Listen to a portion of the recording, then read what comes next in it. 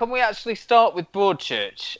Because last week when we talked about it, myself and Luke hadn't seen the 6th episode where the big story coming out of it was obviously Mark Latimer going into the sea and didn't drown. Luke? Oh, better luck next time. Do you think Chris Chibnall should have had the bravery to kill him off? So if he had killed him off, then presumably 7 and 8 would have had to include his funeral. Yeah, true.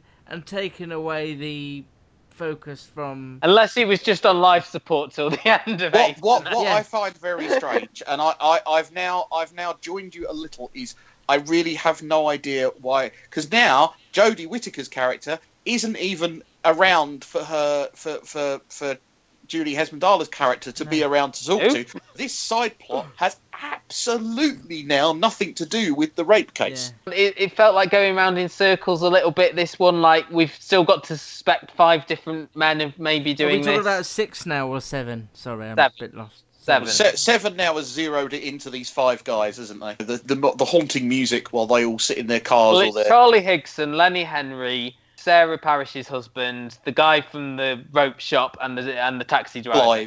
The taxi driver bloke is so thinly drawn. Yeah. His home life is so unbelievable. You don't believe him in his... Whoever owns the pawn shop in Broadchurch does roaring business. Yeah. I don't know. That news agency must have to clean the top shelf quite frequently. Although it seems they have to go to the local garage to buy condoms. So, yeah, well, there's 2 things that made me think, like, watch Broadchurch straight away so we can talk about it. The first was a conversation that I had with a colleague of mine at the post office. She is really enjoying Broadchurch, but has not watched either series before. This is her first Broadchurch. Oh, right. I think because she's a big Julie Hesmondhalgh fan, really liked her in Corrie, has been enjoying this series, and is also watching Line of Duty, having not watched, I think, 1 or 2. I think she jumped in at 3. So it's an interesting one. But the main reason is because I got this lovely email from Tina, who's our other American listener. I don't know if she says where she's from. Maybe others, they just don't email us often. She says, are you guys, specifically Luke and Matt, watching the same show I'm watching? She does say that, Gary. She's sticking up for you. Yeah, good. I flipping love the new series and I'm gripped by it. I like the investigation. I'm interested in its twists and turns. I'm still very much invested in the Latimers. I want to see the continuation of their story. Having just watched episode 6 last night, I was shocked and very upset by Mark's potential drowning, or she'll be happy then. I'm the person who responded to your tweet, Luke, about nobody caring about the Latimers by saying I couldn't disagree more. Do you remember that? Her, I didn't like her. Like, right, interestingly, likeable characters, ?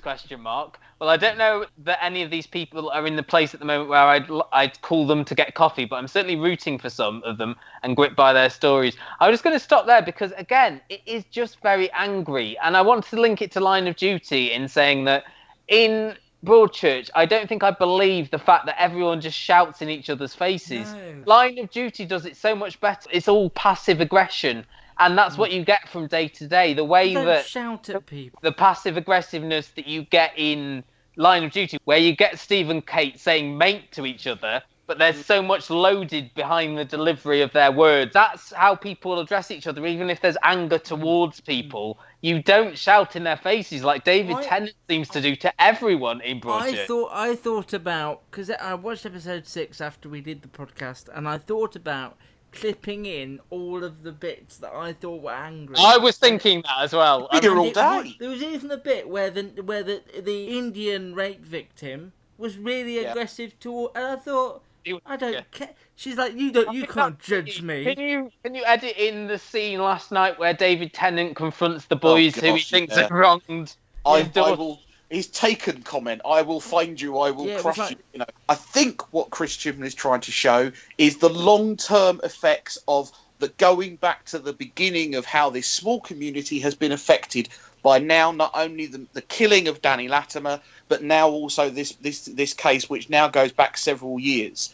But I don't think it's been done as well as it could have been, but I believe that's what Chris Chibnall's going for. But David Tennant wasn't really part of the community, and he's the most angry out of all of them. Well, Olivia Colman's got angry now, and that makes me angry. I get with it, Olivia Colman is angry. The third rape victim, for example, just randomly shouting at people. And Lenny Henry as well, who doesn't really care about the community. He's punching people in the face left, right and centre. I mean, there's another point about Sarah Parish and things, and I'd like them to explore the relationship between her and Julie Hesmanhole more. There was stuff about them being at school together and things like that, and I would have loved to have seen more of that, and now they've just made up again. Something else she says, Beth Latimer's been through so much, can you guys cut her a break? No. Even the young female characters, Daisy and Chloe, have been very pleased with their roles and hoping they continue to mine that particular storyline, which they really haven't. The suspects, I think, are well played right now. I have to admit, none of the male characters of the show are coming off great, and I'm okay with that. I don't know who's going to end up being the rapist, but I'm still looking around corners trying to figure it out. It might have not been the big reveal that you mentioned, but I'm not sure that that's the point of this particular series. I think there will be surprises to come, but I like the psychology of the effect this rape is having on everyone around Trish, which I agree with on that point. The best outcome for me would be none of those 5. But in the same way that they do in Unforgotten, it doesn't matter who did the original crime. All these people are now affected and broken because of it, because everything has been revealed about them out into the open by this investigation. But I have a feeling it will be one of them, and if I had to put my money down on one, I'd go for the taxi driver. Maybe you guys in the UK are more evolved than the ones in the US, but too many people, men and women, still believe rape is about desire. And I think all the stuff that, and there is a little bit more which I'll go back to in a minute, but all the stuff around the rape, around the Julie Hesmanhole character, for the most part, we've praised. I think everything they've done there, and certainly in the first episode, I think it's the actual investigation, I think, is that end of it. When you go back to the original characters, when you're with Julie Hesmanhole and with Sarah Parish, and I really like the daughter of Julie Hesmanhole as well. Yeah, she's very good. Very understated. We wasted a lot of the penultimate episode on Monday night with the blooming newspaper editor. Quite why, I don't know. We didn't need David Tennant's daughter. I thought she was there for a reason. I thought they could get rid of her completely, and we could have done this in 6 episodes. Maybe I'm going too deep here, but I see something relevant in every episode. I haven't sat around and said typical, too trite, ridiculous. I think it's filled with good writing, complex characters, and I'm eager to know how the story ends. Despite the difference of opinion, I still continue to enjoy your custody goodness. But because of his defence of Broadchurch, Gary is my favourite at the moment. Yay! Oh, that won't last. Not Broadchurch related, but the first 2 episodes of Line of Duty have been stellar. Looking forward to more to come from you 3. Thank you, Tina.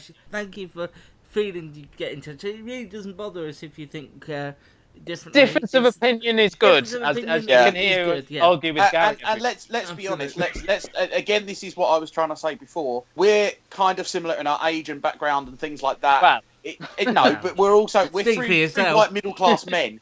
You know, let's face it. It's great to hear a different perspective. I'm not really middle class. Shut up. Well, you're not exactly upper class. You haven't seen Luke's house. Yeah. He owns half Kidderminster. It's got a wing. That's what I know. That's not that difficult, though, to be honest. No.